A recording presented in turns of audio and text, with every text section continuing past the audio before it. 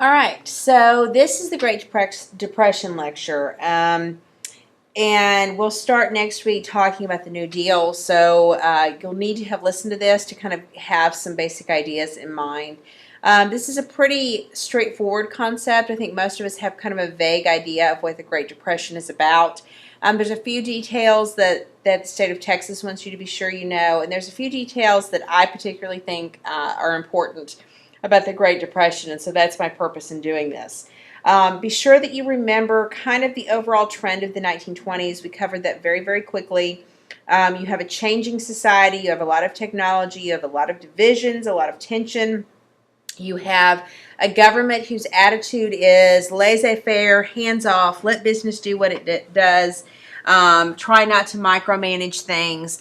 You have people who are enjoying not having any oversight, especially after 20 years of progressive, we're going to be up in your business, and there's a contrast there between the people that are enjoying the looseness of the 1920s and the people that want to that feel like society is going to where in a handbasket, right?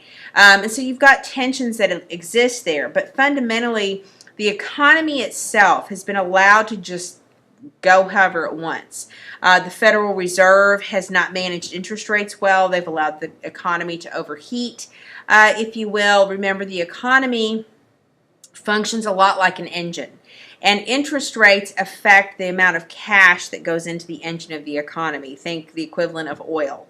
And when we have and you have to balance the amount of oil, because if you have too much oil, then it's going to make the engine run. Gears are going to slip and things are going to go too fast, and it's too greased up. And if you don't have enough oil in it, it's going to start to seize up and it's going to freeze, and then you can blow up the whole engine.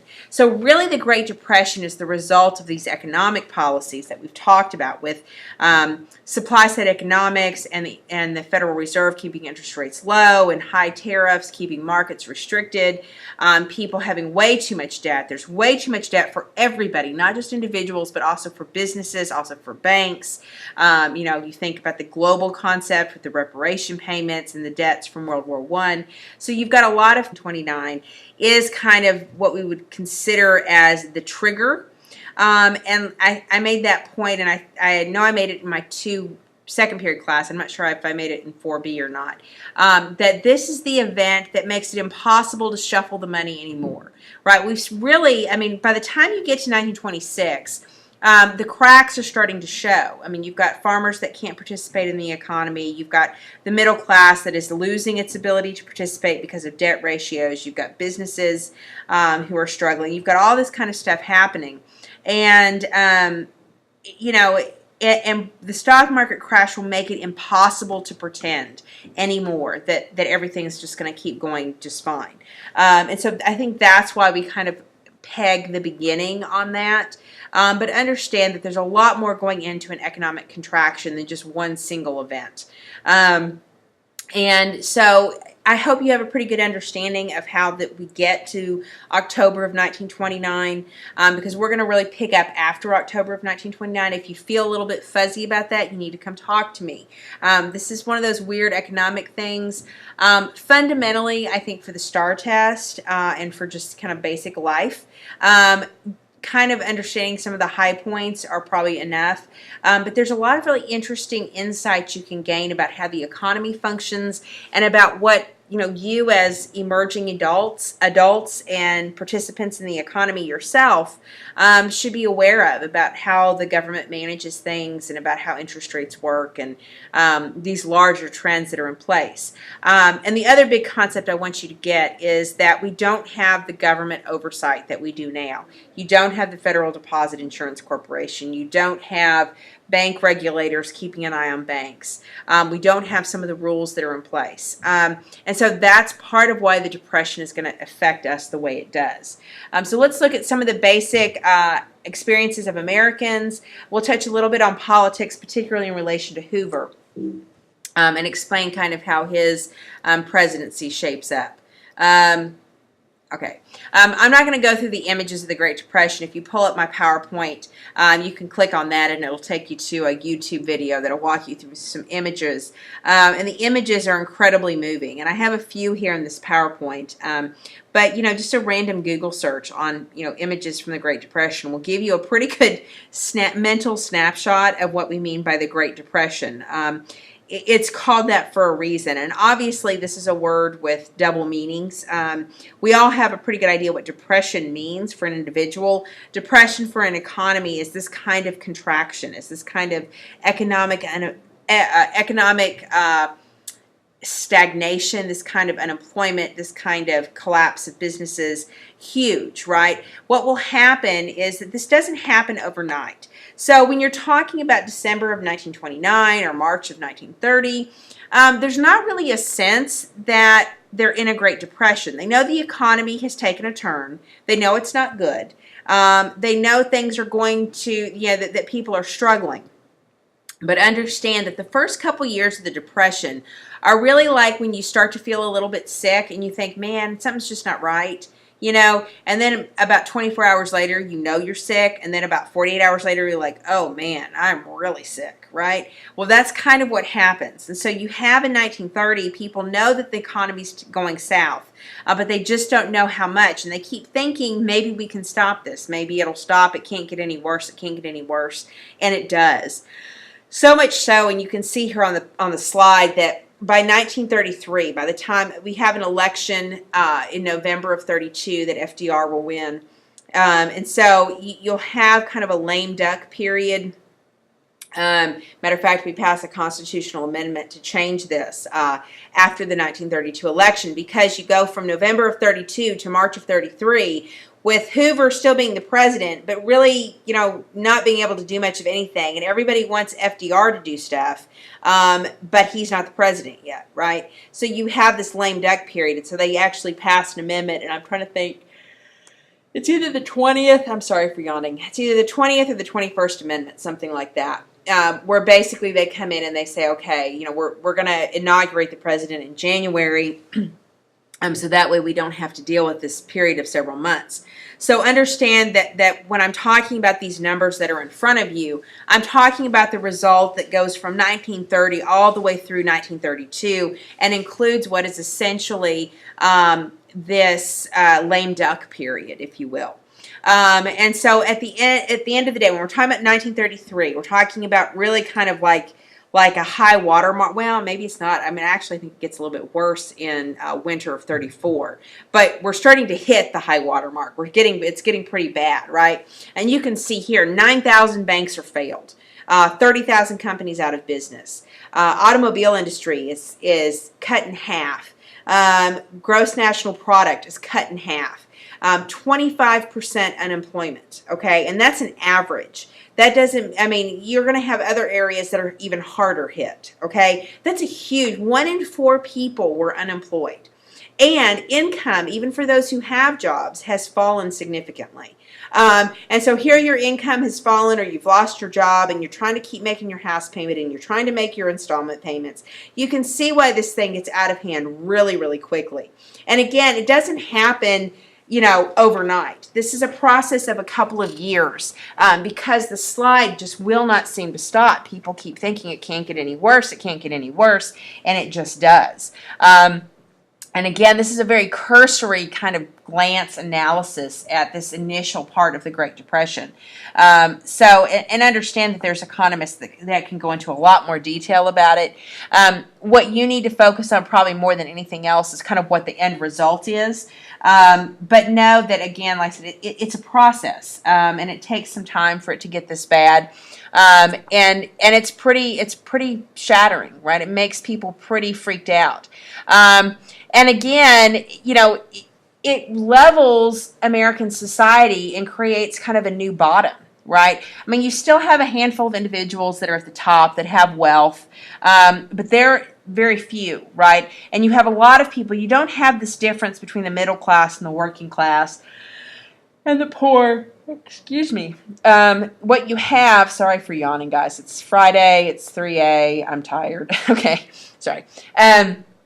So anyway, so you have this, instead of having this kind of class division that we saw emerge during the industrial period, right, where you have a clearly defined middle class that has a clearly defined lifestyle that's a little bit better than what other groups have. You don't see that so much in the Great Depression. In fact, what you see is many people are living very much the same. They're all struggling. They're all counting their pennies. The only thing that makes your life any better is if you actually have a job, right? If you have a job, you have a little better, you have a little more advantage, but you still have a lot of unemployed people. So that's going to have a huge impact on society. And this is part of why you begin to have this momentum towards the New Deal,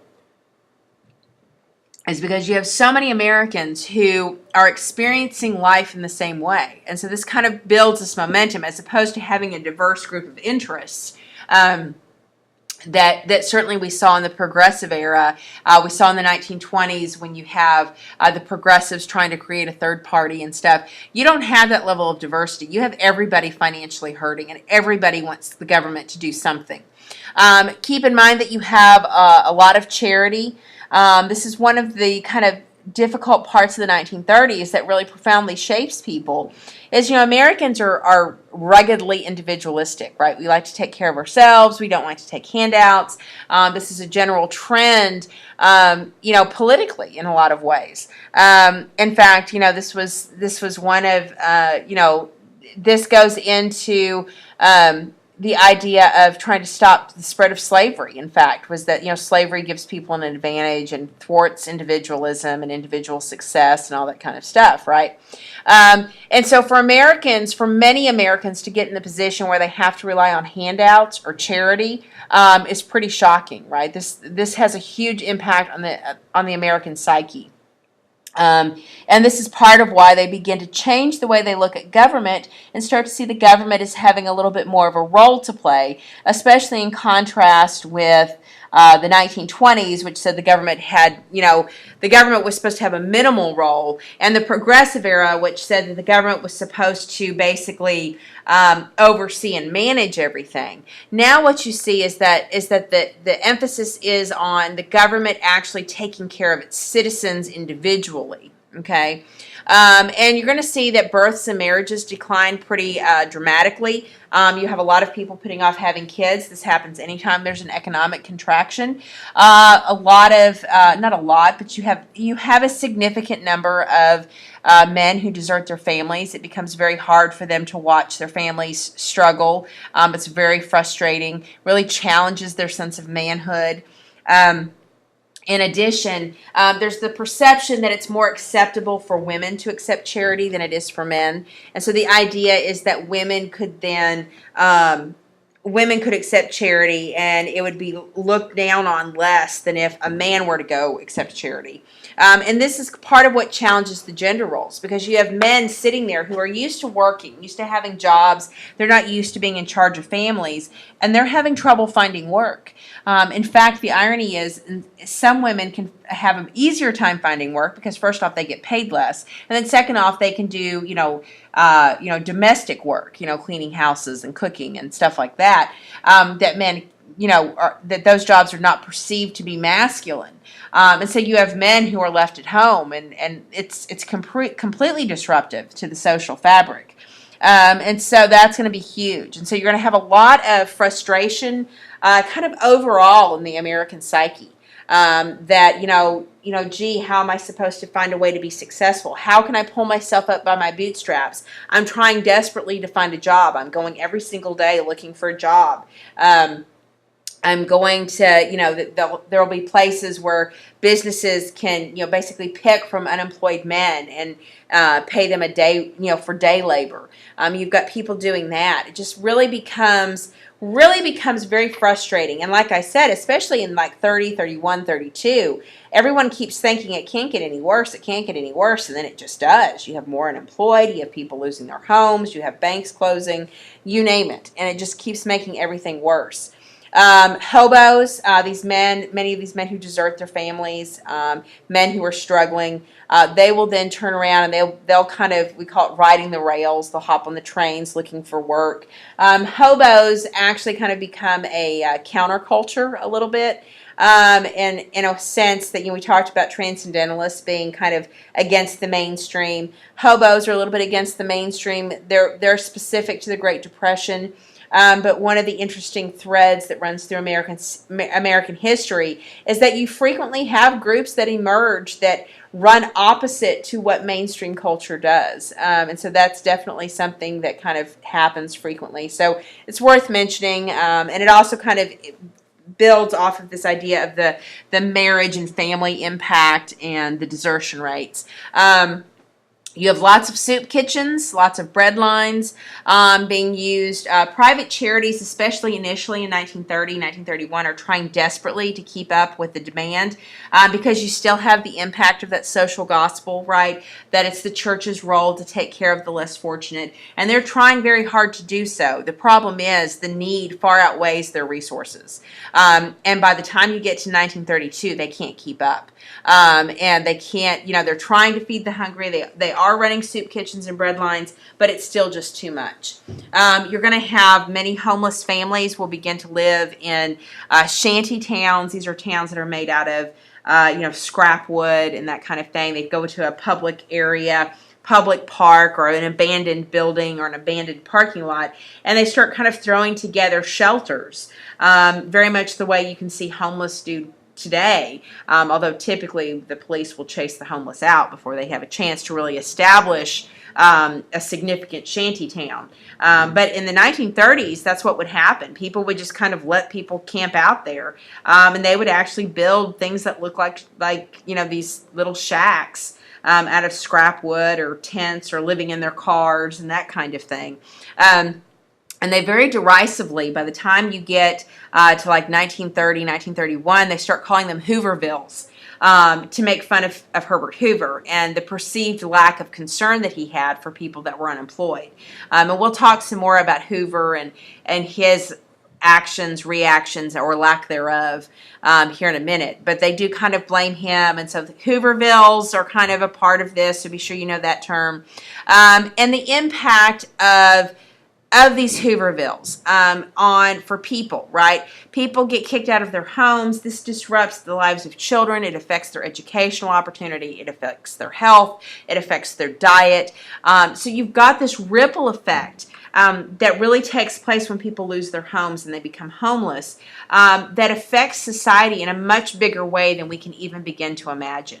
And so children are really vulnerable during this period, and it's really heartbreaking if you ever read any primary documents by children from the 1930s, how sad it was, how they and so many of the times that I had a book that was letters from children to Eleanor Roosevelt. And in this book, they talked all the time about, they didn't want anything for themselves. They just wanted their mom to not be sick, or they wanted their dad to have a job, or they wanted to be able to move back to their home. I mean, it's just heart-wrenching. I mean, it really is sad.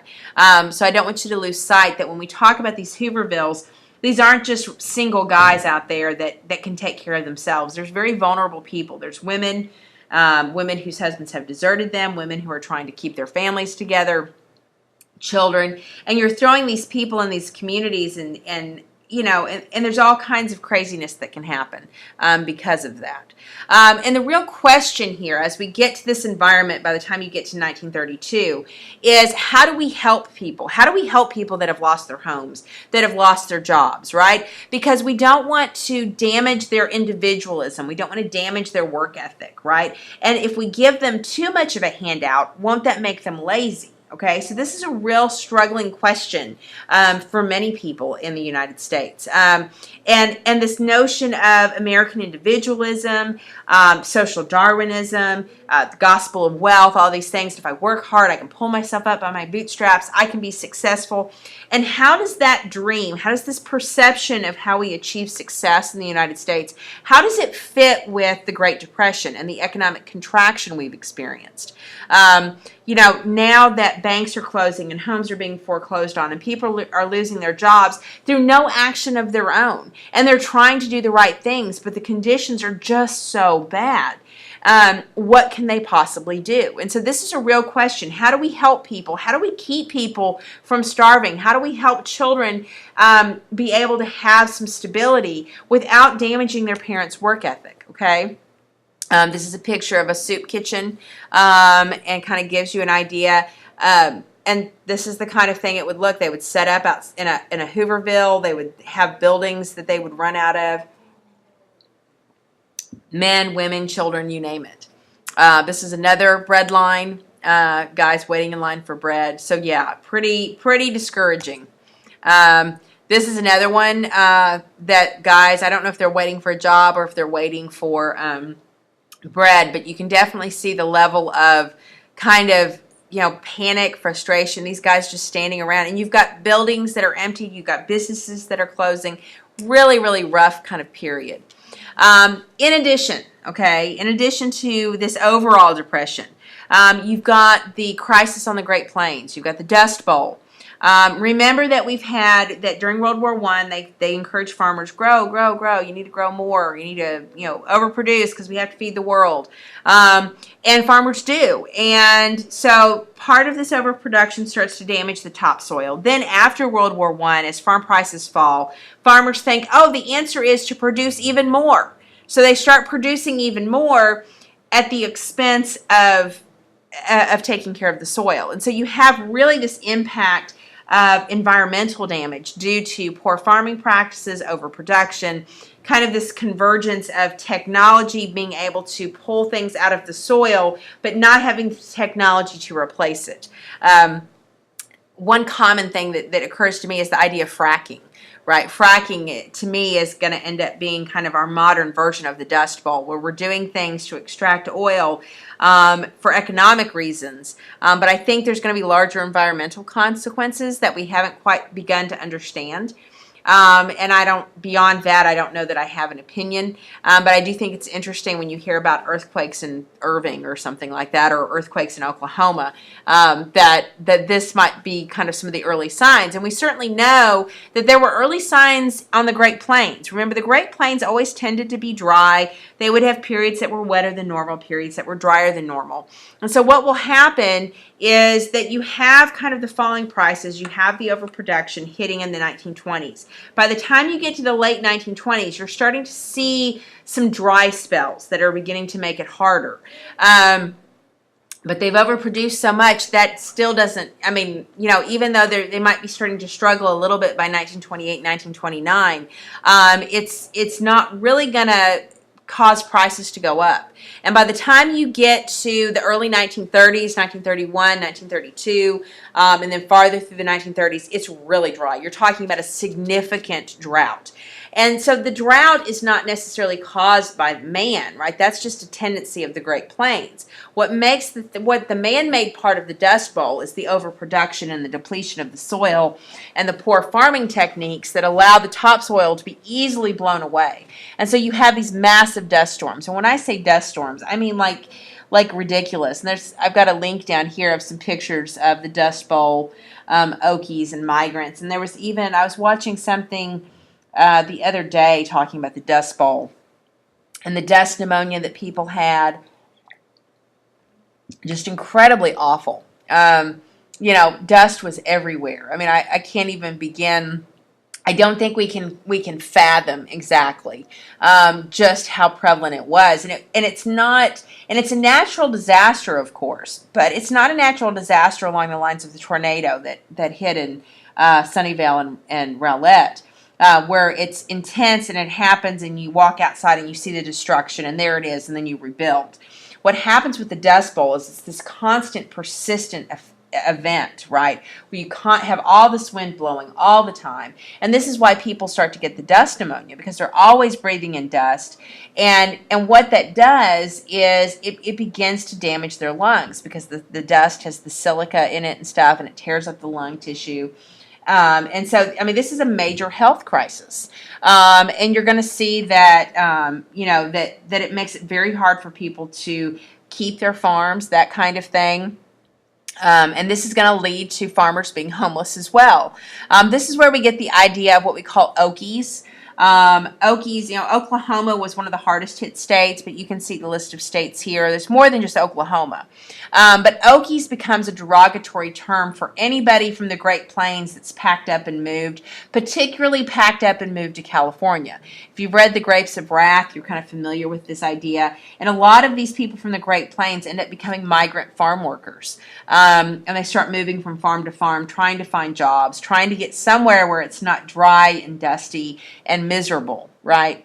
And so you have these people packing up everything they own into a car, driving out west, driving to a big city to get a job. And you really have a lot of farms getting shut down during this period.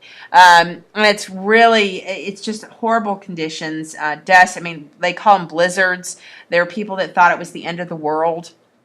And it was really terrifying. And all you have to do is do some cursory Googling to see some videos about that or anything like that. It was pretty bad. And again, we add this to the number of unemployed, homeless, and hungry. So we've already got high unemployment. We've already got, the middle class hurting. We've already, we've got all these groups that are struggling in the Great Depression. And now we add onto this the people that are trying to escape from the Dust Bowl. And this shows you a map of the Dust Bowl areas where, where it was affected. And then you can also see kind of what a dust storm would look like. And you can see why people would think it was the end of the world, why they were terrified, because that would be pretty scary. There's even one dust storm that reaches all the way to New York. And so, it's not just the Great Plains. The dust begins in the Great Plains, but it'll affect places all over the country because of the winds and all that kind of stuff. So you can see the effect, what it does to the topsoil. And what will happen after the Great Depression is people will learn how to conserve the soil. They'll learn how to replenish the nutrients in it and that kind of thing. And then we'll begin to develop irrigation practices to compensate for the drought periods on the Great Plains. So just understand that it is a significant natural disaster. When we're talking about Okies, this is what we're talking about, people packing up and moving. And again, trying to get to California. The idea is that California has not been hit by the agricultural crisis, that there's farm jobs out there. And what this will end up doing is creating a crisis in California because they'll have so many homeless, hungry, migrant farm workers show up in California that they somehow have to absorb that population. So it'll create a huge problem in California. And Upton Sinclair, our muckraker journalist from the jungle, he will actually become governor of California, and he'll have a whole End Poverty in California campaign that's actually a socialist. So Bernie Sanders is not the first Democrat socialist to have any position of power. You had Upton Sinclair, and he certainly tries to do that. Now, it ends up being somewhat controversial, and because of the survey nature of this class, we don't have time to go into a whole lot of detail about his EPIC program in California, but definitely, it's a real crisis in that state, trying to handle all these people. And so you can see just some really moving pictures. And again, you can think about the impact to the children and trying to find a way to have a life, have an education, have good food supply. Imagine, living out in the dust storms and that kind of thing. And the children would be very affected by the dust storms. Adults were too, but children, you imagine how small their lungs are. And it's not just the Great Plains farmers that are affected. Don't forget we have minority populations in the United States. And while we had kind of thrown up barriers to immigration, we still had immigrants from Mexico and Central America that had come into the United States before the immigration quotas of 1921 and 24. These groups are going to really be targeted, especially in places like California and Texas and Arizona. They're going to start deporting Mexican and Mexican-American people back to Mexico. The idea is to protect jobs, right, because we've got all these farm workers that need jobs, and so they want to hire whites instead of Hispanics. So you have that impact. Cesar Chavez is his childhood is during this period, and so a lot of the people that will become important in the Hispanic civil rights movement are going to be shaped by this experience of deporting Hispanics during the Great Depression, because they've seen just how it tears apart families and that kind of thing. Black Americans will also face racial violence. The Depression will hit them even harder than many other groups, and so they're going to have a lot of trouble finding work. Black men especially are going to have trouble finding work. And it's going to really stop migration of blacks from the South to the North, because now there's no jobs, and there's, like I said, there's racial violence, and there's even increased discrimination because jobs are so scarce. And so you're going to start to see that this is going to happen. Black incomes are going to be hit even harder. Unemployment's way higher for this group. And so it is very disruptive for minority groups. You also have the earliest developments of the Black Muslim movement happens in the 1930s. And this is really largely because you have a lot of people who are really kind of disenchanted with what we would call the traditionalism, the fundamentalism of American culture. And so they're going to be much more open to ideas like Islam, like communism, like socialism, that kind of thing. So you actually see in the 1930s a lot of new ideas kind of being played with, because people are really frustrated about the Great Depression, how we got there. What does this say about America and its democracy and its capitalism and all that kind of stuff? So that's going to be a real kind of push. As far as American culture is concerned, movies continue to be popular, which may seem counterintuitive because we know people are struggling to have income. But remember, not everyone has lost their job. You still have people that have jobs. And movies were pretty inexpensive back then, not like they are now, of course. And so, I'm not saying that you would go to the movies every single week. That happens more in the 1940s than it does in the 1930s. But certainly in the 1930s, you have people that can scrape together a few cents to go see the movies once a month or something like that. And that happens pretty frequently, and you multiply that out by the number of people that had jobs. And remember, 3 out of 4 people had some kind of job.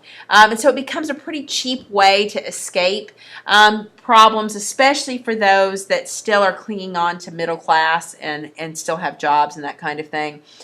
People also had a lot of radios. Remember, radios were bought in large numbers in the 1920s. So people still have those. And so they rely on the radio a lot for escapism. So we have movies. You've got the first soap operas, the first big comedy routines, the War of the Worlds, fake, alien invasion or whatever that George Orwell kind of creates a panic, all that kind of stuff. So you've got that happening. You do have pretty heavy censorship during this period. So while we have individuals playing with a lot of new ideas, we don't necessarily have kind of this whole idea that you can just say or do whatever you want. And then you're going to see that literature is going to have The Grapes of Wrath by John Steinbeck is kind of the quintessential Great Depression book. And Dorothea Lange is famous for her Great Depression photographs. Life magazine showed a lot of her pictures. I encourage you to kind of pay attention to what her pictures look like. She takes many of the pictures that I have in this PowerPoint. So you'll want to recognize her because she sometimes pops up on the STAR test. And so you've got people that want to escape. You've got this kind of contrast where, like, the Grapes of Wrath and Life magazine and newspapers document the real struggle, and yet popular culture, Hollywood, radio, music, document instead kind of an escapism. Although you do have Woody Guthrie, he records folk songs talking about the Great Depression, but otherwise, you have kind of this contrast between people that talk about the real situation and people that want to escape it. But I think that's fairly common. Why did we have the rise of reality television? Probably because people wanted to escape economic uncertainty, The American Gothic by Grant Wood. This is in the Chicago Art Institute. This is the famous quintessential Great Depression painting. Kind of depicts that kind of American stoicism and kind of evokes that Great Depression feeling. So you might just kind of be aware of that.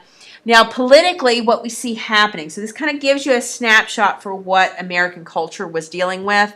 But politically, what happens is that Hoover is going to initially start by trying to encourage Americans to just calm down, right?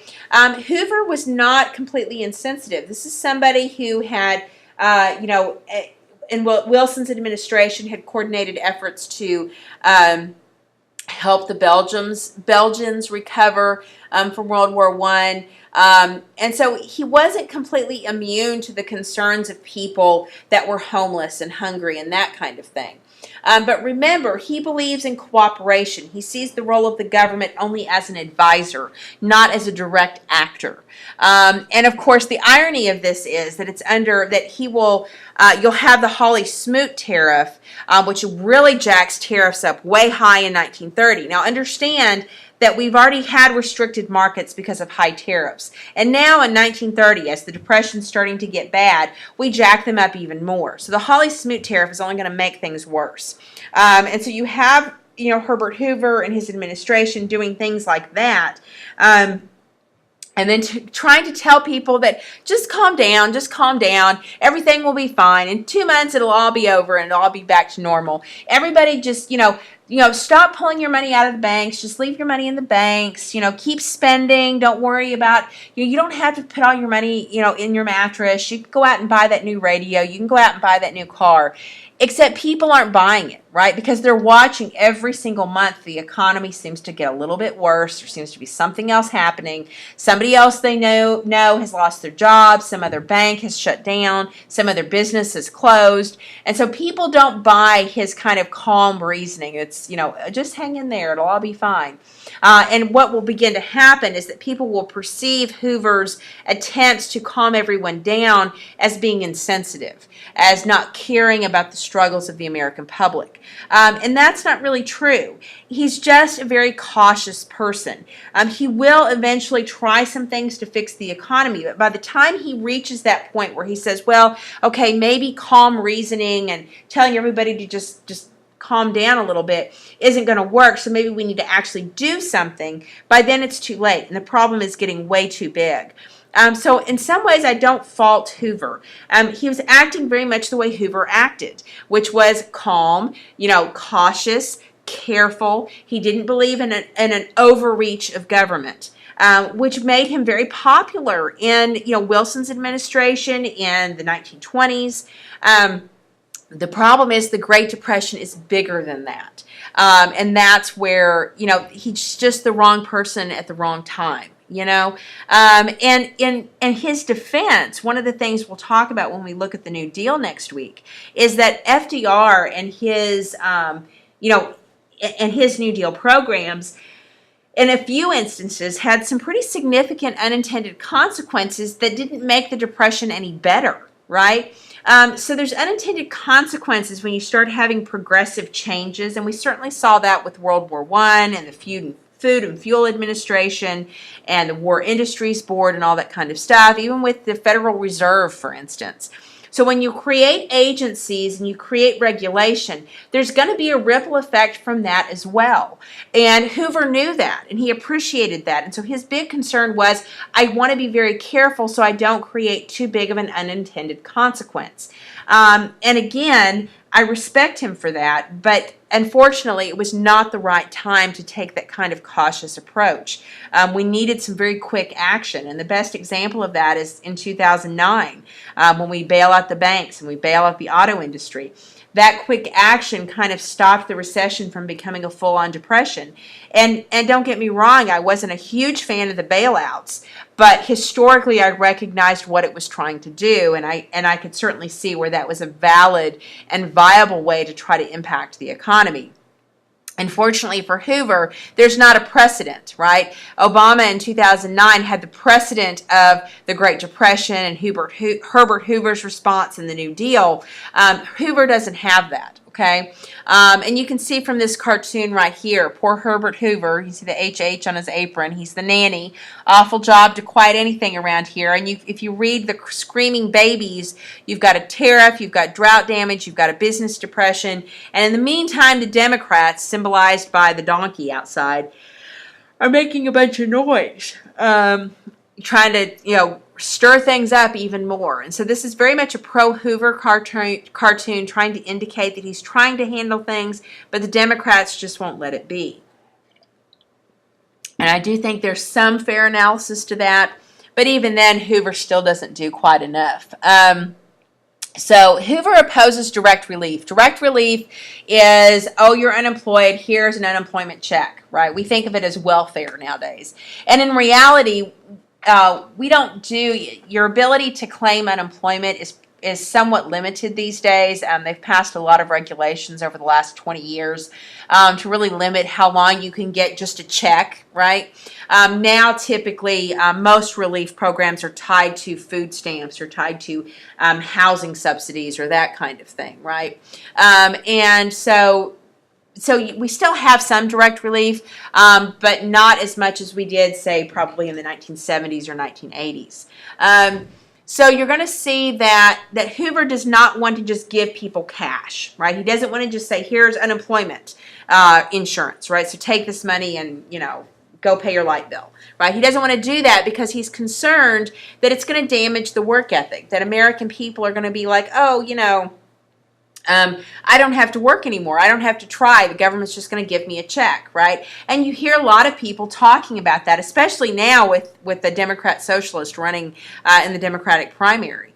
So you hear a lot of people talking about, oh, well, we don't want to just give handouts and that kind of stuff. And that's a valid concern. If you look at countries that have a pretty extensive welfare program where they give out direct relief, that is a real problem where you get people that just, take advantage of the system and just continue to take checks and don't worry about trying to really go out and find a job. So there is a valid concern with this, but understand the level of unemployment. We've got homeless people, we've got homeless children, and the ripple effect from that. So Hoover's going to oppose direct relief, even though there's people within his administration that advocate for it. And he says, the only way I can support a government program is if it provides jobs, right? We can create jobs, we can't give direct relief. And he wants to let supply-side economics kind of repair the economy. And he keeps saying that it's a state and local issue, that it's not up to the federal government to take tax dollars from around the country and provide job programs that only help one state or one region, right? That needs to be a state and local issue, kind of this idea of the power to the states, right? That the federal government doesn't have that kind of extensive power. Therefore, this kind of relief needs to be based on states. And this is certainly true. By the time you get to the 1932, 1931, New York State's going to have its own direct relief program. FDR's the governor of New York State during the early 1930s, and the programs he sets up in New York State really become kind of the foundation for his New Deal. So you have, temporary emergency relief agency. You've got stuff like that taking place in New York to kind of help fix the economic crisis in New York State. However, not all states do that, right?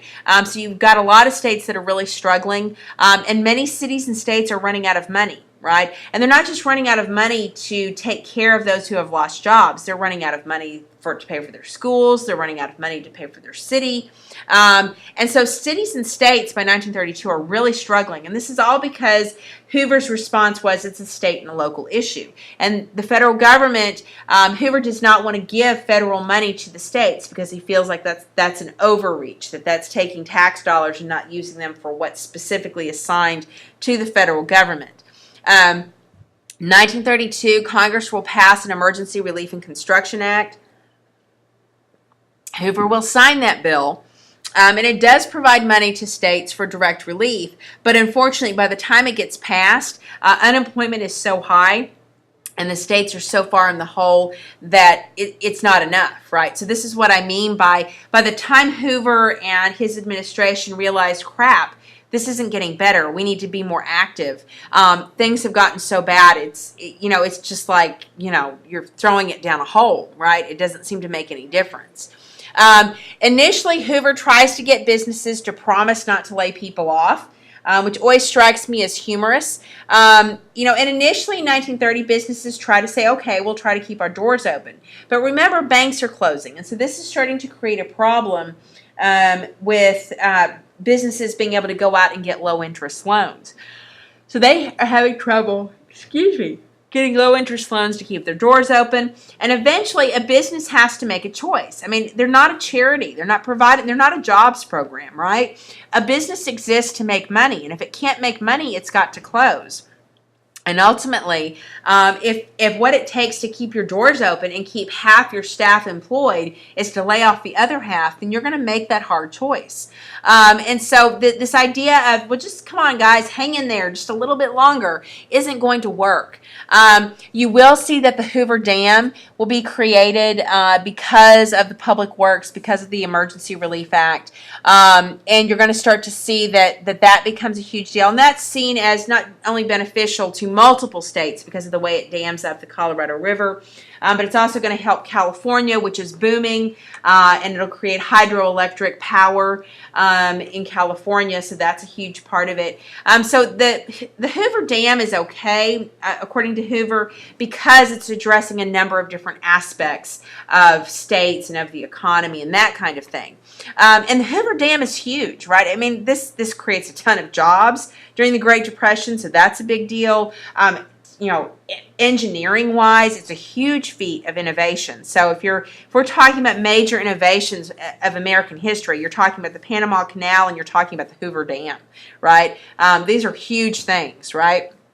And so we start to have some of these projects, but again, Hoover's administration is very, very cautious, and they don't create enough of them to really put people back to work. And here's the thing, right? We can criticize Hoover for not creating more public works programs, but understand that FDR will create a ton of public works programs. He'll have a ton of jobs programs, and guys, it's not until we're starting to gear up for World War II and we have military expenditures that we're actually starting to be successful as far as actually putting people back to work. So it takes World War II and the military production to actually put the right number of people back to work to end the Great Depression. We can be critical that he doesn't do more public works programs, but at the same time, it would have been and the only way it would have been successful is if he had started this in 1930. If he'd said, oh my gosh, January 1930, let's start building the Hoover Dam, but he doesn't, right? And so by the time this project gets going, it's kind of late. Money supply, and I've already touched on this a little bit. Federal Reserve refuses to lower interest rates, despite many groups, trying to get them to do so, to kind of loosen up the money supply. So they refuse to be cooperative. You will see that Hoover comes up with a brilliant idea of, let's get banks to create a voluntary pool of money that they can then loan out to troubled banks, right? Banks that are starting to go belly up and just need a little bit of an extension or something like that. Except remember, all banks are struggling at this period. You have banks that maybe survived the stock market crash, but And plus, on top of that, not only do you have not enough healthy banks, but some of these banks that are in trouble because they took their deposits and they put them in the stock market, right? And so there's this concern about, well, why should we try to bail out these banks? So one of the other big developments that will happen under Hoover is the Reconstruction Finance Corporation. Again, gets authorized in 1932, and basically it's the government taking its own money and lending it to banks, meant to help banks kind of stay afloat and do that kind of thing. Now, it's a great idea, and ultimately Franklin Roosevelt will use it in all new ways to kind of fund the expansion of businesses and create jobs, and it'll be incredibly important when we're looking at kind of retooling for World War II. But under Hoover, it's very, very careful. And you're also going to have this idea that people look at the Reconstruction Finance Corporation and they say, why are they helping the banks? People blame the banks for getting us into this position, especially if a bank had lost your deposits, right? And people are very critical of the RFC, but the RFC is new. It's first of its kind, right, where the government actually gets in the business of loaning money out. Okay, now the government does this a lot with the automobile bailout and the bank bailout, and they do this with student loans all the time. But this was the first time they had really done that. And so that's why the RFC is really kind of groundbreaking. So you've got this question of direct relief. You've got this question of who pays for the direct relief? Is it the federal government or is it the states? Hoover's reaction is one largely of cooperation and just, hang in there. But he does ultimately have the Hoover Dam as a jobs program. He does ultimately have the Reconstruction Finance Corporation as a way to try to put some money back into the economy. Neither are enough to solve the Great Depression, and that's what's kind of sad. Had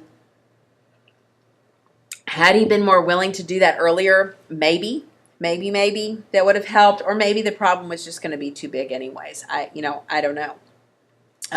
So we've got the idea of Hoovervilles, right? America blames Hoover.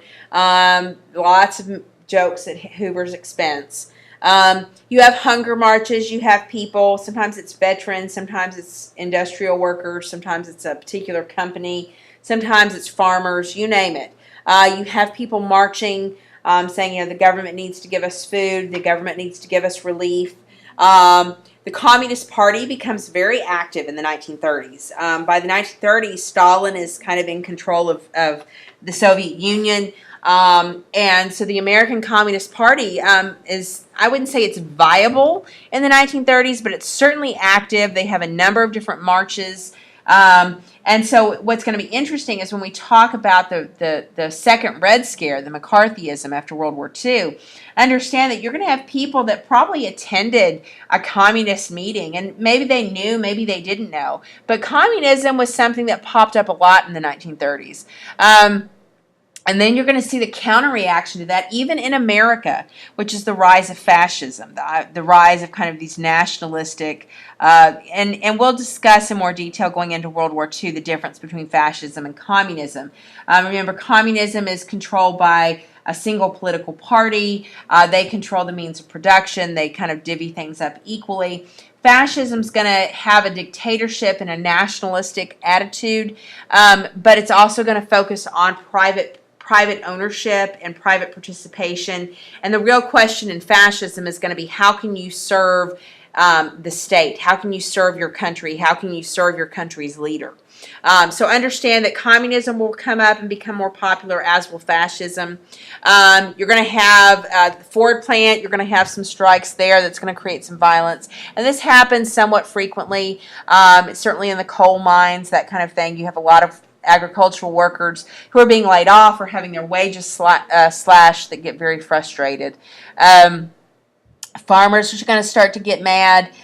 You're going to have them destroying crops, pouring out milk, slaughtering pigs and cows, trying to create a scarcity.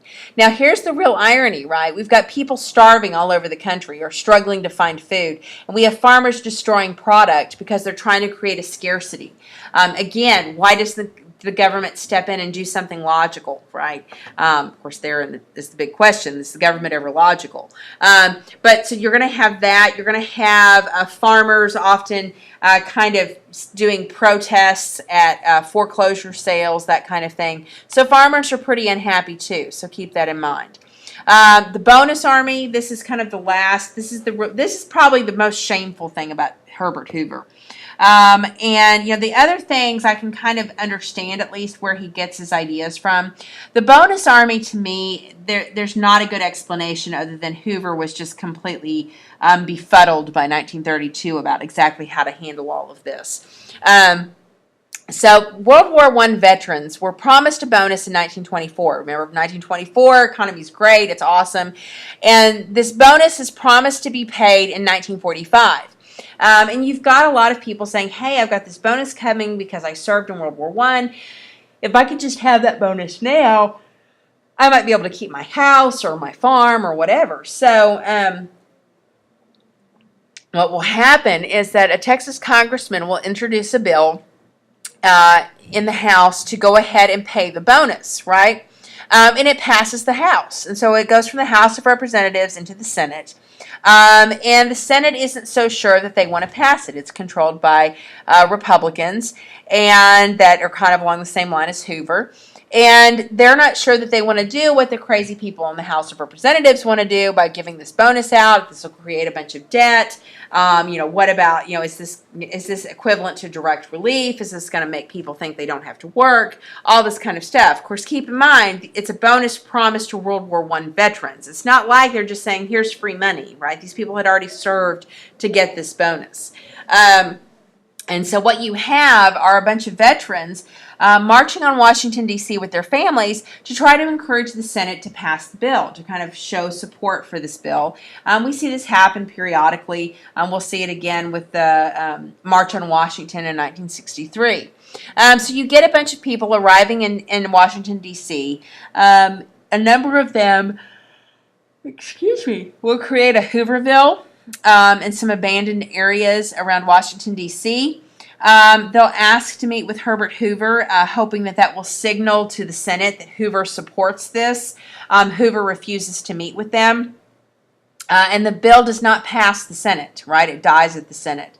And so these veterans decide that they're going to stay in Washington, D.C. and try to get the bill reintroduced again to the House, kind of see if they can't try again, And so they're staying there in Washington, D.C. in these Hoovervilles.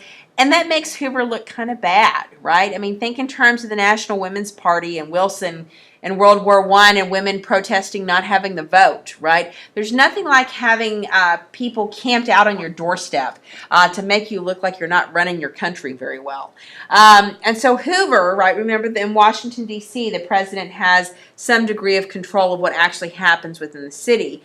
He basically says, look, D.C. police, I want these Hoovervilles cleaned out. I want these camps cleared up. I want these people to go home. They make us look bad. They don't need to be here to get this bill reintroduced, all this kind of stuff. The police will try to disperse them. They won't disperse. So Hoover will eventually send in the U.S. Army, led by Douglas MacArthur, who will be famous for World War II and the Pacific Campaign, which more on him when we get to World War II. I'm not a big MacArthur fan. The Army will use tear gas and basically go in and break up homes and chase people off, and it's really looks bad for Hoover. You have the Hooverville, and this is a picture of it in Washington, D.C. This Hooverville catches on fire. It just really makes Hoover look pretty heartless, pretty awful, because these are World War I veterans, right? I mean, these aren't just ordinary. These aren't just people that refuse to work. And so I think that really kind of gives you a notion about how frustrating it is during 1932, that we don't know how to fix the problem, that this question about the American work ethic and how do we make things better for people without making them kind of creating a dependent class that only relies on handouts. These are real questions, and guys, we still deal with those questions today. We still question, what is the government's responsibility to people? Is the government meant to create economic outcomes that are very similar, or is the government meant to just guarantee opportunity? And what exactly does that look like? And who actually pays for it, right? So these questions are still incredibly relevant. So Hoover's legacy. He does not solve the problem of the Great Depression, but some of the things like the RFC, the Hoover Dam, are pretty groundbreaking. Of course, the bonus army is kind of a black spot. And we certainly learn a lot about what not to do in the case of an economic crisis. And again, I feel bad for Hoover because I think that he was just the wrong man for the wrong time. So the election of 1932 is going to take place. Of course, Hoover, after the bonus army, he's just going to look terrible. People are really angry. He is going to run again because the Republicans are like, well, why not? And the Democrats will choose Franklin Delano Roosevelt. And of course, FDR will basically argue for stepping in for much more government action. People will look at his programs in New York as kind of an example of what he can possibly do. He talks about recognizing people that are struggling. Understand that, he does win the popular vote, and he definitely wins the Electoral College. You can tell from this percentage, you still have some people that are thinking maybe we should give supply-side economics more time. That are still very concerned about the ideas that FDR is talking about. So just kind of keep that in mind. Hoover was very concerned that this would change American society, that it would change American government, create this massive bureaucracy, and it does, right? I mean, these are valid criticisms by Hoover of FDR's plans. But clearly the American public buys his message. And you have really the beginning of a new coalition, the Democratic coalition. For the first time, blacks will vote in for the Democrats, and you'll have FDR doing what William Jennings Bryan was unable to do, which is to unite, industrial workers, farmers, immigrants, and those groups into one single party. And so he's able to, beginning in 32, certainly in 36. He'll win again in 1940 and in 1944. And so his 4 times being elected is going to result in the 22nd Amendment that will limit the president to 2 terms or 10 years. And so you're going to see that he wins very easily. And we'll talk some more about his background when we start the New Deal. Just know that this is the end for Herbert Hoover and his administration. Here's FDR before he is affected with polio. That happens in the 1920s, and he does recover from it. And so you are going to see, or he recovers. He's paralyzed, so he's in a wheelchair. Just know that the Great Depression is really rough. Have a mental picture of kind of what the feelings were. Let the bell finish. You want to also have an idea about the Reconstruction Finance Corporation, the Hoover Dam, this question of direct relief, who pays, who's responsible, largely because that shapes the way we understand reforms and welfare today, especially when we start talking about the Great Society programs of LBJ in the 1960s, because this question will continue to pop up. So anyways, that's it for the Great Depression. I don't think it was too terribly long. I lost track of when I started, but it's probably somewhere around 40 minutes, which isn't bad for me, right? So we'll pick up with the New Deal next week, and we'll get through that. And then on Friday, you will take a quiz over the 1920s, the Great Depression, and the New Deal. Have a good weekend.